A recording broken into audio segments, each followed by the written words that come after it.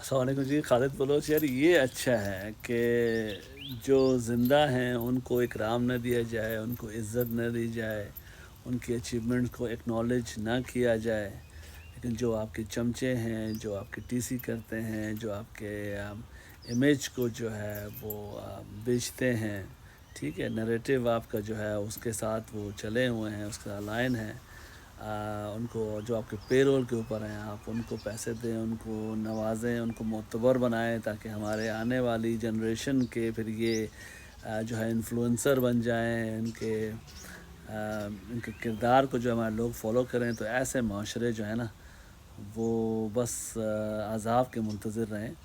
ایسے معاشروں کو کچھ بھی نہیں ہوگا۔ تو جس طریقے سے ستارہ امتیاز، نشان حیدر اور جس طرح کے باقی اعزازات دیے جا رہے ہیں، نوازے جا رہے ہیں، جس کو اردو میں کہتے ہیں بندر بانٹ ہو رہی ہے، تو پھر ایسی سوچ ختم ہو جائے گی کہ لوگ اس ملک کے لیے اپنا کردار ادا کریں۔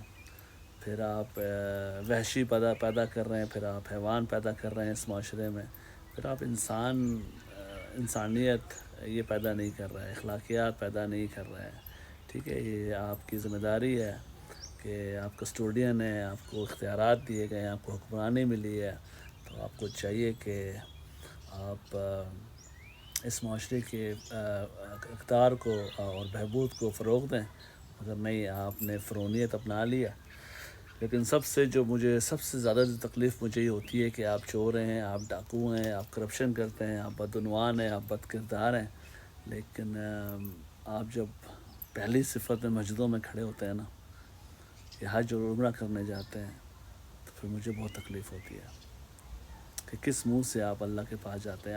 آپ سمجھتے ہیں کہ اللہ تعالیٰ بیوقوف ہے، اللہ تعالیٰ نہیں دیکھ رہے، اور اس سے زیادہ غصہ مجھے ان مذہبی ٹھیکیداروں کے اوپر آتا ہے جو خاموش ہیں، بس مسجدیں بنانے میں، چندے جمع کرنے میں اور عمرہ و حج کرنے میں اور تبلیغیں کرنے میں لگے ہوئے ہیں، لیکن کبھی بھی انہوں نے ظلم کے خلاف آواز نہیں اٹھائی۔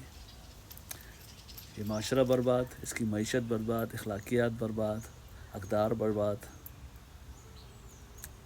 سب کچھ برباد کر دیا اس ملک کو آپ لوگوں نے۔ جو آواز اٹھاتا ہے اسے مار دیا جاتا ہے، جو حق سچ کی بات کرتا ہے اس کو دہشت گرد قرار دے دیتے ہیں۔ مارنگ کے ساتھ کیا کیا، عمران خان کے ساتھ کیا کیا، عبدالقدیر خان صاحب کے ساتھ کیا کیا، عیدی کے ساتھ کیا کیا۔ اللہ کی لاٹھی بے آواز ہے، ایک دن بجے گی ضرور۔ اللہ نے رسی ڈھیلی کی ہوئی ہے، اس کا مطلب یہ نہیں ہے کہ آپ جو کر رہے ہیں وہ صحیح ہے، وہ حق ہے۔ فرعون چلا گیا، شداد چلا گیا، نمرود چلا گیا، آپ کی باری بھی آنی ہے۔ کلمہ گو ہیں آپ، ابھی بھی عقل کر لیں، ابھی بھی شعور لے آئیں اپنے اندر، ابھی بھی توبہ کر لیں اور انسانیت کے لیے کام کریں، انسانیت کے اقدار کے اور بہبود کے فروغ کے لیے کام کریں۔ اور اس قوم کو بھی چاہیے کہ نماز پڑھتی ہے، ایاک نعبد و ایاک نستعین بولتی ہے، اللہ کو مانتی ہے، اللہ کے نبیوں کو مانتی ہے، لیکن ظلم کے خلاف آواز نہیں اٹھاتے۔ صحافی بکے ہوئے، ججز بکے ہوئے، فوج بکی ہوئی، سیاستدان بکے ہوئے، تاجر بکے ہوئے۔ اس ملک کا کیا ہوگا کچھ پتہ نہیں۔ ہر بندہ اپنی انفرادی لڑائی لڑ رہا ہے۔ جب تک یہ ہاتھ سارے کے سارے جو ہے نا یہ ملیں گے نہیں، تب تک کوئی سلوشن نہیں ہے ان پرابلمس کا۔ بلوچ اپنی لڑائی لڑ رہا ہے، پٹھان اپنی لڑائی لڑ رہا ہے، پنجابی کی کوئی لڑائی نہیں ہے، سندھی جو ہے وہ بے حس ہے، سندھی کو مفلوج ہے، محروم ہے، محکوم ہے، وہ کچھ نہیں کر سکتا۔ تو جب تک آپ لوگ کلیکٹیولی لڑائی نہیں کریں گے، وہ چھوٹے ہوتے تھے تو لکڑہارے کی کہانی سنا کرتے تھے، اس سے بھی ہم نے کچھ نہیں سیکھا، ہم نے نبیوں سے کچھ نہیں سیکھا، ہم نے قرآن سے کچھ نہیں سیکھا، تو ہم معاشرے سے کیا سیکھیں گے؟ اس قوم کو سلام ہے، ان کے ٹک ٹاکرز کو سلام ہے، ان کو میمز چاہیے، ان کو ویڈیوز چاہیے، ان کو پیسے چاہیے، ان کو کلکس چاہیے، ان کو سبسکرائبر چاہیے، بس نظام چل رہا ہے۔ لیکن قیامت والے دن آپ لوگوں کی بڑی جو ہے نا وہ سرزش ہوگی کہ آپ نے آواز نہیں اٹھائی ظلم کے خلاف، اپنے پڑوسی کے حق کے لیے آپ نے آواز نہیں اٹھائی، اپنے بچوں کے لیے آپ نے آواز نہیں اٹھائی۔ اس معاشرے کو آپ نے کچھ نہیں دیا، اس میں ویلیوز ایڈ نہیں کی۔ آپ نے انصاف قائم نہیں کیا.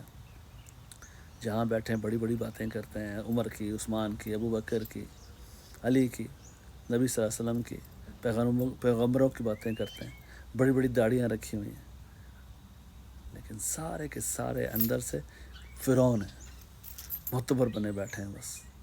اور میں سب کو کہہ رہا ہوں 99% جو ہمارا پاکستانی ہے یا مسلمان ہے وہ کرپٹ ہے. اس وقت اپنی اکاؤنٹیبلٹی کریں کہ کہاں کھڑے ہیں آپ، اور اپنے بچوں کو، آنے والی نسلوں کو کیا دیکھے جا رہے ہیں.